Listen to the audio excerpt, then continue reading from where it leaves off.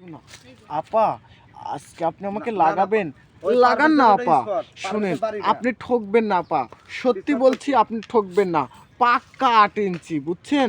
একটু কমও না একটু বেশিও না।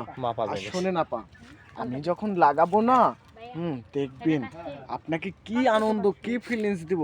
কিন্তু আমি পেটের দায়ে কাজ করি, আমাকে আপনি। আপনার কোনটা ভাই, এটা নাকি?